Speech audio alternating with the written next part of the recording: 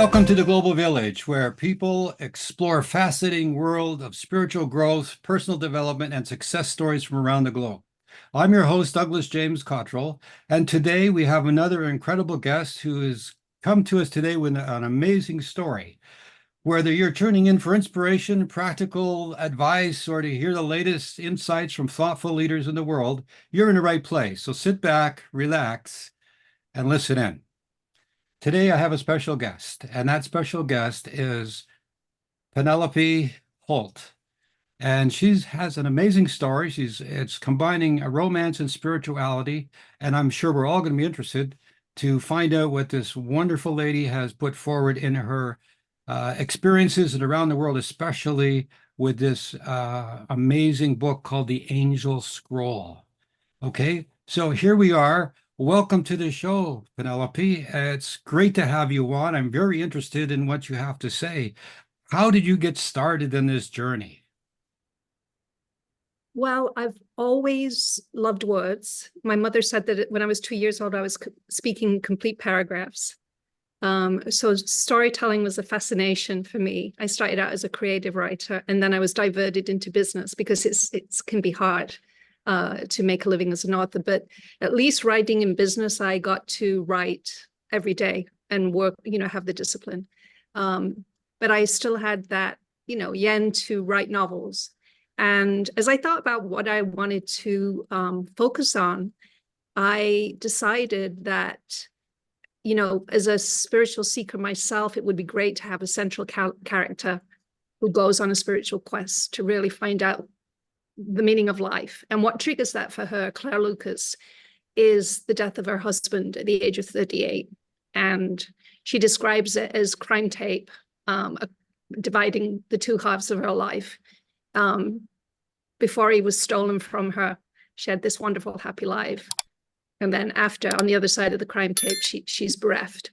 And I think this is, Douglas, this is, if people haven't come to spiritual questing, the loss of a loved one very, very often, pushes them into that journey because they want to know, why am I here? Where am I going? Where is my loved one gone? Will I ever see them again? Are miracles real? Can I believe in them?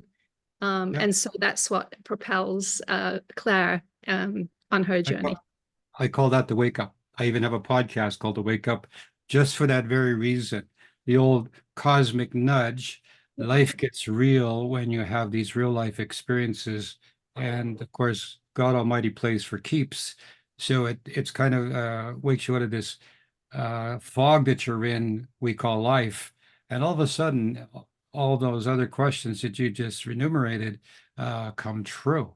This novel that you've written starts with Claire losing her husband, but then she goes on an amazing journey. Tell us a little bit about that. Yeah, so she's a introverted young woman. She's married to this very lively and vivacious man who sort of sets the pace of their relationship. She's an artist who paints. She's a middling artist who paints, landscapes. But after he dies, she begins to have this dream of Jesus in India. Wow. Because I've always been, I don't know if your listeners are familiar, but there's some scholarly work that describes Jesus' connection to the Egyptian mysteries and to the Essenes, who were very much influenced by Hinduism. That's called the Hidden Years, I think. That's where he was in India, right? That's right, because he between the ages of 12 and 30, they're the hidden years. He began his ministry. They began writing in the Gospels, mostly around that age up to his crucifixion. But there's there's a lot of books and a lot of scholarly. Of course, people debunk it as conspiracy theory. Anything that's not in the mainstream, right, gets kicked out as a conspiracy theory. But it's very fascinating because there's the Essenes were they were anti-violence.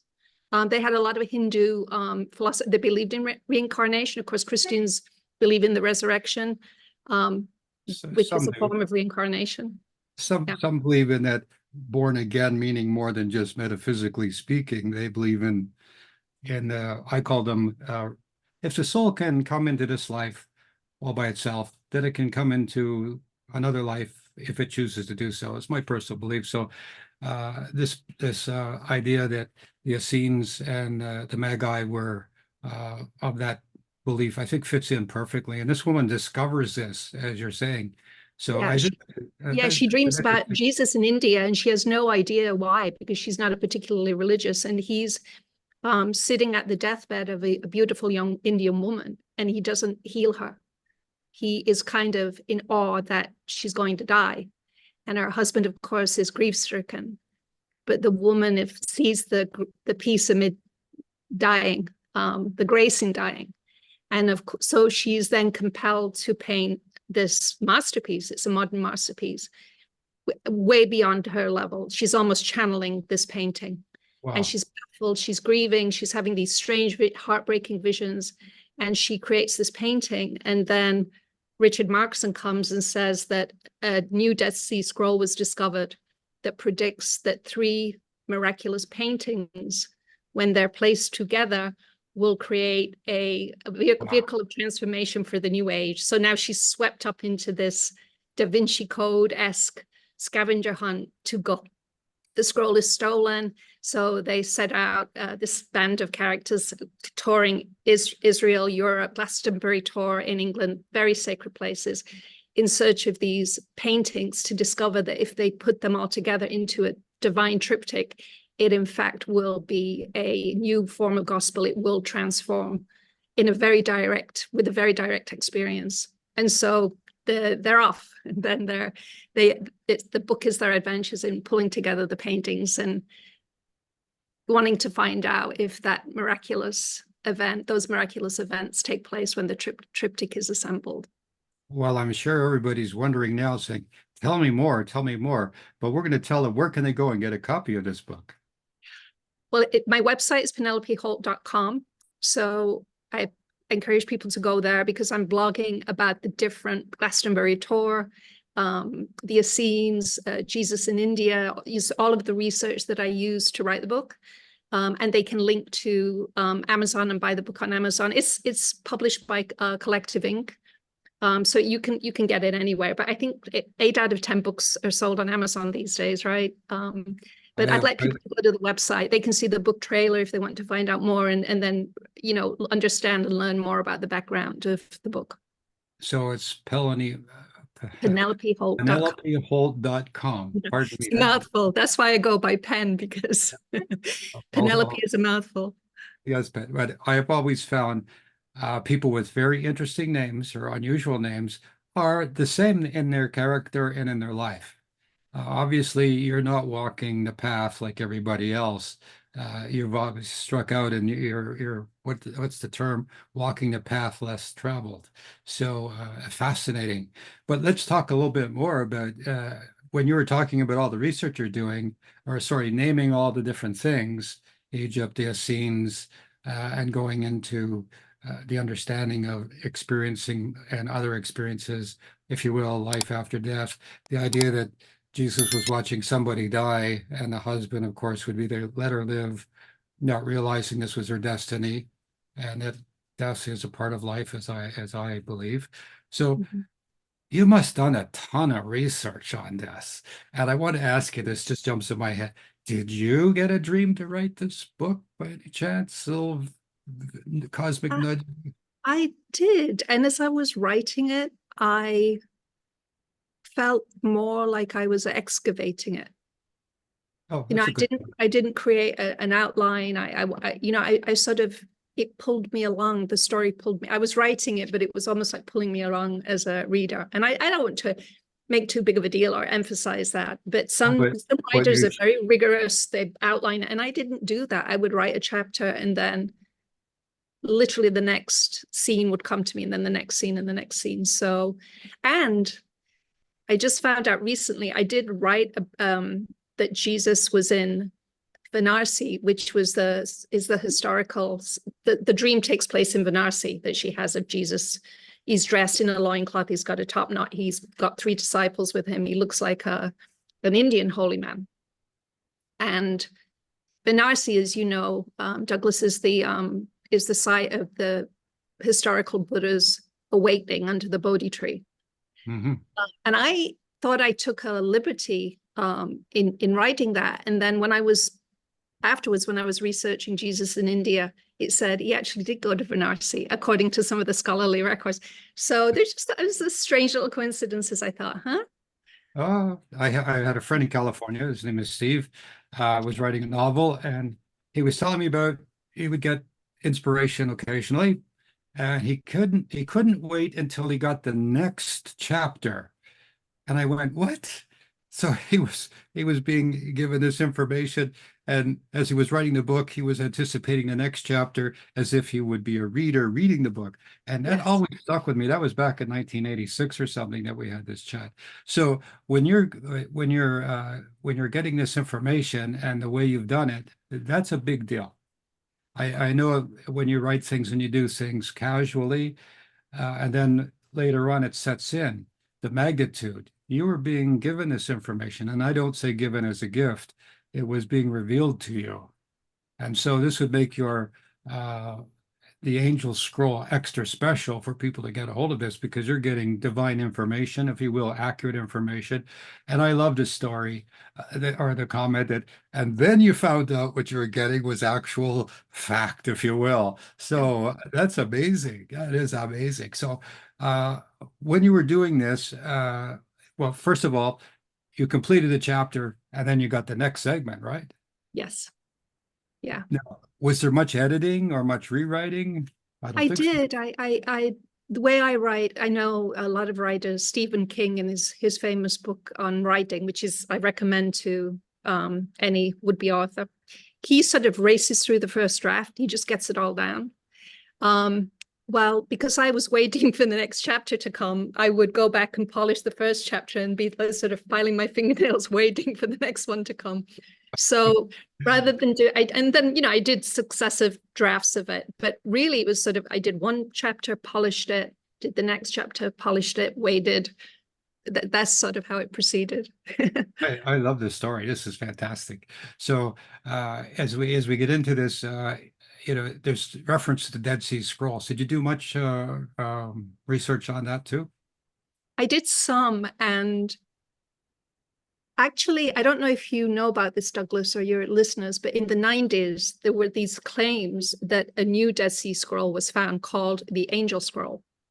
And it Really? was found on the Jordanian side of the Dead Sea by boys, goat herds playing in a cave, in a jar. And I think it was a Professor Stephen Fan saw drawings of it. He was told that it existed, probably part of the original, from the original site of the Dead Scrolls, the same era.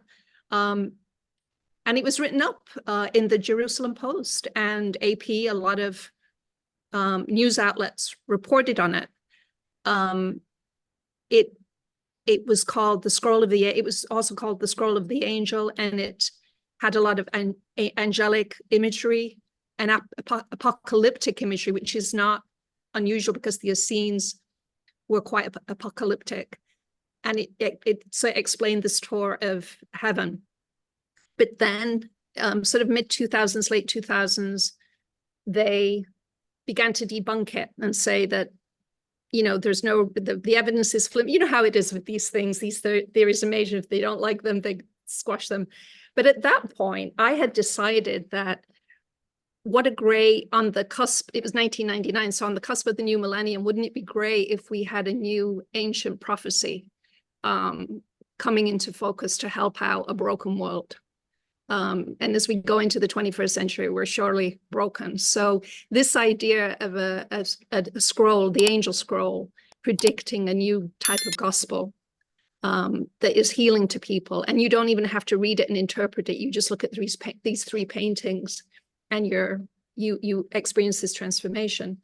So I took a liberty. I took the original angel scroll that it was found and reported on, and then I kind of took liberties with what it said and just used it for my own purposes to kick off this this concept of the paintings being miraculous. Well, it's called literary license. You're allowed. I mean, Yeah, it's your novel, right? So why not?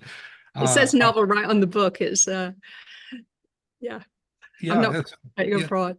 It's fascinating. Well, the idea is that you have little tidbits of fact mixed in with your storyline, and your storyline is coming from some divine uh, direction or I would say creative point. Not to get into terms, I've been fascinating with the Magi. I was following when I was in 1974. Asking those questions: Is there life after death? Is there what happens to me when I die, and things like that. And from that moment to this, it's always the same. That there's something new I don't know. And people come and tell me, God says this, God wants you to do that. And I say, do you know what's in the mind of God? Hmm. They don't. And I say, nobody knows what's in the mind of God. So when you tell me that God says this and God wants that, you're basically telling me what some minister or some teacher or some guru has said. And it might be true, but it's Yeah. not the whole truth. And so the idea of putting these paintings together, sort of like one, two, three, Yeah. the Trinity is there, if you will. Mhm. Again, another, I don't want to say subliminal, but another reference to the Trinity, and that this is a divine, when they all come together, something amazing happens. I Yeah. believe we're kind of like in the end times now. My book, The New Earth, 1986 or so, and then around 2011 or 12, I had a book, 2013 and beyond.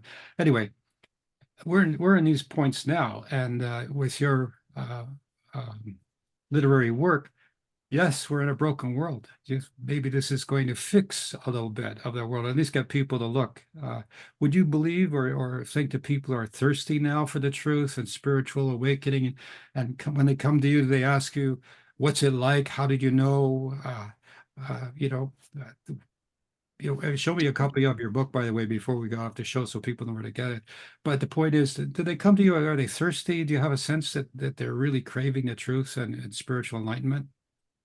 Well, I'm very interested in science and physics and metaphysics, and I'm delighted that there are. I don't know if you're familiar with Bernardo Kastrup. He's an analytic idealist who believes that consciousness is the foundation of existence. Um, so science is beginning to, a new generation of scientists are beginning to catch up with Eastern, with spiritual philosophy. And so I don't know if you remember that Richard Dawkins and Sam Harris and Christopher Hitchens were riding high about 10 years ago with the new atheist movement, convincing everyone there was no God and religion was bad. And so, it's given birth to this nihilism. And of course, fundamentalist religion can go very bad, but it's also a path to transcendence. And we've sort of cut it out of the diet of young people, and we're seeing incredible levels now of anxiety and depression and despair, and people, with apocalyptic worries about the planet, and they're not even having children, and they're so afraid. And I was just reading actually that in terms of the logos, that Jesus is most associated with hope. That the vibration of Jesus is most associated with hope, which of course is faith. So just being hopeful and faithful brings purpose and meaning and joy to your life. And I think, young people have been robbed of that as the culture has moved away. Nietzsche said God is dead. And then other things rush in to fill the void, and the things that rush in are not necessarily good. So even atheists now, what's her name? Hersey Ali, Yeah. and Douglas Murray. They're sort of saying, "Oh, we were too hasty to make fun of religion and faithful people because we're starting to see what happens when you remove it from society and culture." So I see that, and in raising children myself, inculcating in them spiritual quest and looking for answers and looking outside of orthodoxy and what they're told to believe.